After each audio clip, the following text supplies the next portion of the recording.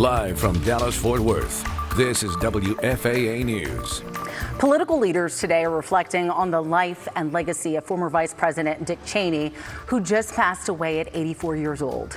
Cheney became one of the most powerful and polarizing vice presidents in U.S. history and a leading advocate for the invasion of Iraq. ABC's Christiane Cordero has more on the legacy he left behind and how he's being remembered today. This morning, the American flag at the Trump White House is lowered to him. Christiane Cordero, ABC News, Washington. And former President George W. Bush called Cheney's death a loss to the nation. In a statement, he said, quote, "Laura and I will remember Dick Cheney for the decent, honorable man that he was. History will remember him as among the finest public servants of his generation." Cheney was 84 years old. And it is election day here in North Texas. Right now, we're taking a live look at one of Tarrant County's polling locations. Polls open up at 7 this morning, and you can see election workers there working to keep track of everyone's ballots. Polls are open until 7 p.m. tonight. You'll need a valid photo ID depending on your county. You may have to vote at your assigned precinct, or you might be able to vote at any polling location. DART and the TRE are offering free rides to the polls today. All you have to do is show your voter registration card. And if you're using GoLink, use the promo code VOTENOV4. Now, there are 17 propositions for you to weigh in on, including water infrastructure, school tax exemptions, bail reform, and funding dementia research. There are also some local school bonds and special elections in Tarrant County. We've got a full breakdown of each measure online right now at WFAA.com/vote. And be sure to tune into Yolitics and Inside Politics, Inside Texas Politics. Our political team has been gathering interviews on many of those proposed amendments and their impact. If you'd like to listen in before casting your ballot, just scan that QR code right up on your screen, or you can head over to our website. And again, election day, you might see a few extra cars around polling places before you head out. I want to check in with you, Stacia Wilson. Any issues on the roads that people need to know as they're going out to cast those ballots? You're absolutely right. And you know, typically during late morning, early afternoon traffic, relatively light across the Metroplex. But today, with those polling places open, you can expect to see some more cars on the road. Right now, we're just dealing with a little bit of road work. Right, but keep in mind, you do have some areas across the Metroplex, minor slowdowns as a result of ongoing road work. Janelle? Thanks so much for the heads up, Stacia. Well, this week, DART is under the microscope in a handful of North Texas cities. Leaders are debating whether to stay on board with the transit system or cut ties completely. This impacts Farmers Branch, Highland Park, and Plano. And if they decide to move forward, voters could get the final say at the ballot box this spring. Natalie Haddad sat in on Highland Park's meeting today and shares what city leaders decided. Despite DART transporting roughly 220,000 people a day around the region, For now, in Highland Park, I'm Natalie Haddad. I'll send it back to you in studio. Thanks for that update, Natalie. Well, big changes are on the horizon for one of North Texas's largest school districts.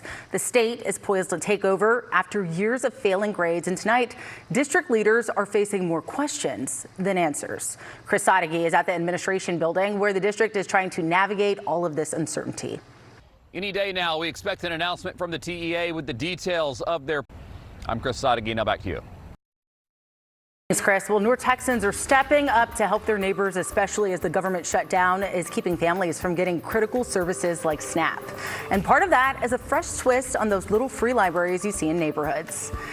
And another coach is on leave in Salina ISD. That's the 5th employee put on leave in just the last month. This time, it's over allegations from his previous job.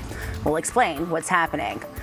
Today is the trade deadline, and Jerry Jones is not being very tight-lipped about his plans for the Cowboys. We've got who they could be bringing over to wear the star. And after the break, we'll introduce you to this cutie and this week's tail wagger. That old car. Welcome back. The holidays are right around the corner, and let's be honest, this is the time of the year where the workouts slow down and the sweets just start showing up everywhere. So how do you keep things balanced without missing out on all of the fun? Joining us this morning is Amy Dice, a health coach with Teladoc Health, to share some simple ways to stay healthy through the holidays. Amy, thank you so much for joining us this morning. Thank you for having me. So we talk a lot about New Year's resolutions, but you push for resetting your habits now. Why is that? The choices that we make now really are going to set the tone for how we handle stress, food, and sleep as the holidays approach. Building consistency early is really going to help us make it easier to enjoy the holidays without guilt or burnout. And even that small reset right now is going to prevent the typical post-holiday start-over mentality that we all experience in January. Look, I feel like I needed to hear that. So the holidays can mean a lot of sweets, a lot of snacking. Are there any small changes we can make to keep the number on the scale down? The biggest thing is really focusing on balanced meals, incorporating in lean protein, fiber, and healthy fats to keep our blood sugar steady and help you to feel satiated longer. Don't skip meals to save up for parties. It often backfires and it can lead to us overeating. And keeping those healthy snacks visible, fruit, nuts, pre-cut veggies around to really curb any of that mindless grazing that can occur. And then, as we all know, changing your health habits is not something that's just an easy switch. Is there something tangible that we can kind of focus on and make these nutrition changes actually stick? I think the biggest thing is consistency. If we're trying to keep our meal times and medication routines stable, even when our schedules are shifting, that can make things a lot easier. So small things like keeping an eye on portion control and pairing our carbs with proteins to manage blood sugars, that all really does add up. And I think it's also important that we remember that perfection really isn't the goal. Those small adjustments can make a big difference. Well, Amy, thank you so much for speaking with us. Those are some great tips. I definitely was taking my notes, and we're excited for a healthier holiday season. Awesome. Thanks for having me today. No problem. Mario, I see you running over here. It's so funny because I say this when I think of the holiday season. Typically, you know, when it's cold, you can kind of hide some of those extra pounds with the jacket, right, you know, one of those layers. big fuzzy sweaters, something like that. But with Texas weather, you know, we go back and forth. So it's not as easy to hide on some days like it's not today. like today when those temperatures are soaring. And over the next few days, Janelle, we've got 80s in the forecast. In November. In November. You know, November has seen the 90s before. I do not have that in the forecast, but we have seen it before. Look, and all right, Mario, you know it's time for one of you and I's favorite parts of Tuesday mornings, our Tail Wagger segment. Paul Heiso with SPCA of Texas is here. And Paul, I can already tell that this one is ready to steal some hearts, even though he's taking a little, you know, a little break there. Yeah, she is. A little rest, R&R. Yeah, totally. This is Pumpkin. She's just a great, sweet little 80-pound, 5-year-old female sweetheart. She's like a husky mix, and just the sweetest girl. Her story is a little bit heartbreaking. She was, you know, bought as a puppy or acquired as a puppy by a couple. They had her forever, and then they ended up having to go into an assisted living facility. And so she was surrendered because of that. And y'all, she's just the greatest pet ever. She's just a sweetheart. She's a little bit fearful, but once you get to know her, she's just the best girl ever. So happy to have her with you and be with you today because she's a lovely dog. She's laying down there now, but you know, when Marielle was doing weather, she came over. Oh yeah. Got a little love. Yeah, you know? she just, once she knows you, she's like, okay, so that's what would be so good about coming down and just checking her out and just spending some time with her. Because once you spend some time with her, she'll fall in love with you, you fall in love with her, job done, she's the best. Oh, I love it. So next week, you can go behind the scenes and learn what it takes to really care for shelter pets at Elevated Evenings. Can you tell me a little bit about that? Absolutely. It's really a professional development opportunity for anybody to learn from some really good other young professionals, kind of networking. It's at the SPCA of Texas on the 13th from 6 to 7. So it's a really cool opportunity. Go to our website. Tons more information there, more than I'm being able to say today, but go to our website for sure, spca.org. Yeah, it's a great opportunity. What would you say the biggest thing that our viewers need to know about this event? I would say that it's just a great, like I said, great opportunity to learn not only about the animals, but to kind of elevate your game and your profession, whatever that may be. There are some really great, wonderful professionals there that like to sit around and talk about, you know, how to make their careers better, what to do, sharing tips, networking. It's just a great opportunity. Really cool. And then obviously, Pumpkin needs a home. For someone watching this might want to adopt Pumpkin. How can they do so? Yeah, all you got to do is go to our website or come to 2400 Lone Star, noon to 6 every day. We've got, you can come and meet her, you can hang out with her for a while. You know, she's just really a sweetheart, y'all. She's a good pup. She really wants to, like I said, she's 5 years old, so she's beyond all the craziness. We're pretty sure she's house trained. She's been very good about, you know, doing her business outside and not making a mess. And she really is a lovely pet. She's a great girl, and I think anybody would love to have her in their house. So yeah, very come check loving. her out. Come check her out. Absolutely do. She's so loving. Oh, totally. Well, Pumpkin, I hope you get a home. And Paul, thank you so much for joining us today. You're so welcome. Just want to thank all our supporters, large and small. We can't do it without you. We love you and we thank you. And check out our Longtime Lovables program. It's really neat. Go to our website, go to our social pages. It'd be lots of information there. So thank you. Thanks so much. You're welcome. Break up sock. Move on and get another one better. Lawsuits, the Dallas Stars and Mavericks are at odds. Now the NHL boss is weighing in. All that coming up.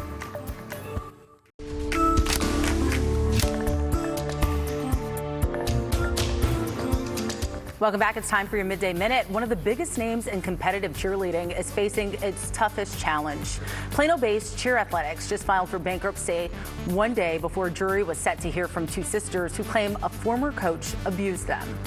I tend to believe that the threat of facing at least 4 victims, maybe others, in this jury trial that was set for this week was a factor in them deciding to declare bankruptcy at the very last hour. Declaring bankruptcy will halt at least 2 other cases against Cheer Athletics. Meanwhile, the company says all of its gyms remain open. Another coach is on a leave in Salina ISD, this time over allegations that just surfaced from his previous job in nearby Melissa ISD. The district says the coach resigned while being investigated for concerns about his actions in class, and they say they gave Salina ISD an accurate reference when they were asked about him. This is now the 5th district employee Salina has put on leave in the last month. And the Dallas Stars are playing at the home of the Dallas Cowboys. Yep, you heard that right. The NHL's Stadium Series is coming to Arlington, part of the league's push to put games in some non-traditional spots. The Stars have done this before at the Cotton Bowl back in January of 2020. We don't know their opponent just yet for the AT&T Stadium game, but mark your calendars. It's happening on February of 2027, and we'll carry it live right here on WFAA. And that's your Midday Minute. Cooper Flagg is more than the Dallas Mavericks' new face. He's their future. Lead sports anchor Joe Trahan went one-on-one with the team's prized rookie. And turbulence hitting travelers in airports across the country. We'll walk you through how the shutdown is impacting air travel this midday.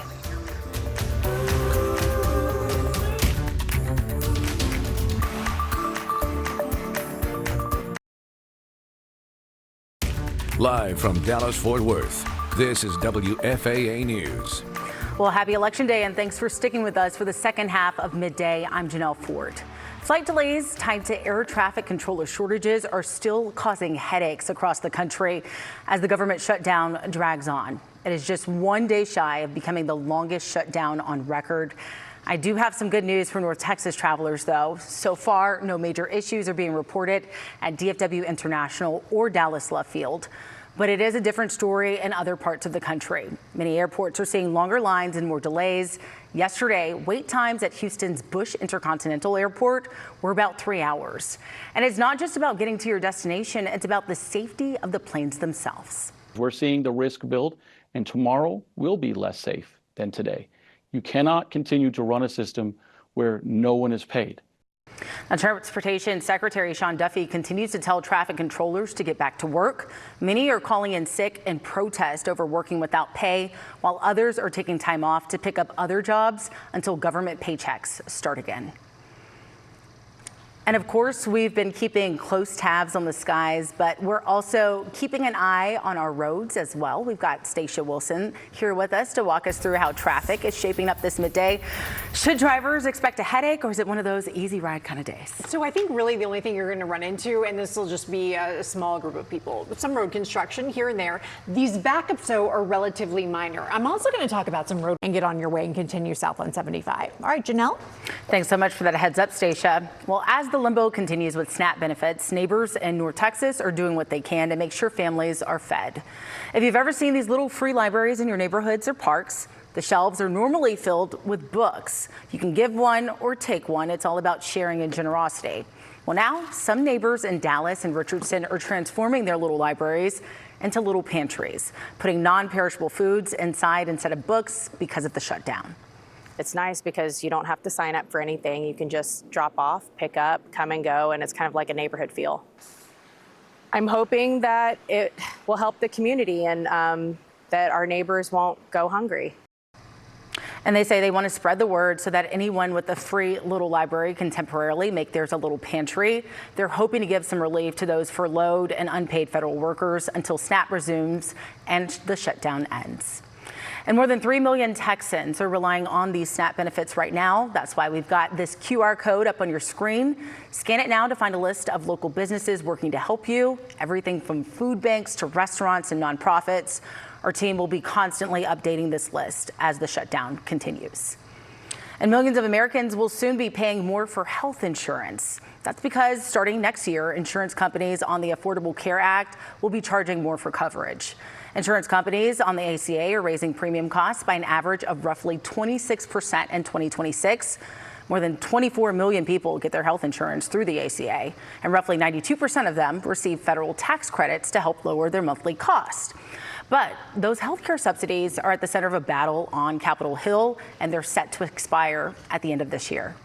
If enhanced premium tax credits expire, we're expecting that on average, premium payments are going to more than double. That's a 114% increase. And it is not just ACA premiums going up. Annual family premiums for employer coverage will be higher as well. And today marks the nation's first major election day since President Donald Trump returned to the White House. And his leadership and policies have dominated the debate in almost every race, including one focusing on redistricting. Here's ABC's Lionel Moise. Overnight, new reaction to President Trump's actions. Lionel Moise, ABC News, New York. All right, after last night's game, Cowboys Nation just might be hitting the panic button on the season. We went into it thinking no Kyler Murray, no problem, right? Wrong. The Cowboys fell behind early, even with the Cardinals' backup QB Jacoby Brissett. The final score, 27-17. But before that disappointing loss, Jerry Jones was heard talking trade deals ahead of today's deadline. A lot of action going on right now in terms of trading, and we certainly have made a trade, and we may make a couple of more trades before that deadline. So you may make a couple of trades before the trade deadline? Well, we've made one. All right, you've made one. And what was that for? And we possibly could make two more, and I'm going to wait and let you read about that. Okay. When we send the papers in tomorrow. Now, ESPN is reporting the Cowboys could potentially pick up Bengals middle linebacker Logan Wilson. Wilson was drafted by Cincy in the third round of the 2020 NFL Draft and is in the middle of a 4-year, $36 million contract. We will have much more on the trade talks in our evening newscasts. And Cooper Flagg's trek to the NBA, anything but ordinary. We sat down one-on-one with the Mavs rookie. And taking a live look outside, meteorologist Mario Ruiz will have a look at your full forecast after this break.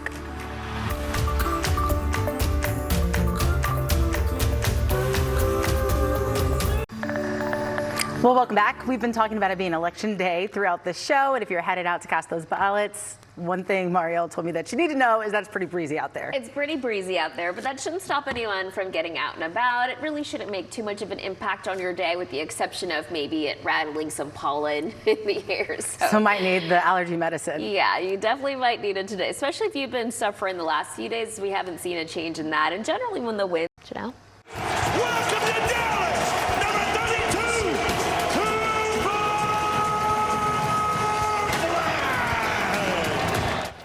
From the pine trees of Maine to the bright lights of the Metroplex, Cooper Flagg is more than the Dallas Mavericks' new face. He's their future. And at the tender age of just 18, he's already proving that he's built different. Lead sports anchor Joe Trahan went one-on-one with the team's prize rookie to hear about his journey to the league and his message to Dallas fans.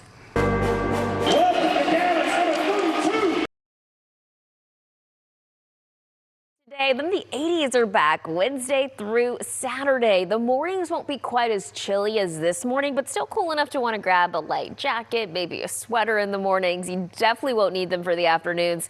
Our next cold front arrives Saturday into Sunday, highs in the 60s through early parts of next week. Seesawing those fall temperatures, but perfect weather as you head out for Election Day, Marielle. Yeah, absolutely. Yeah, have a great Tuesday.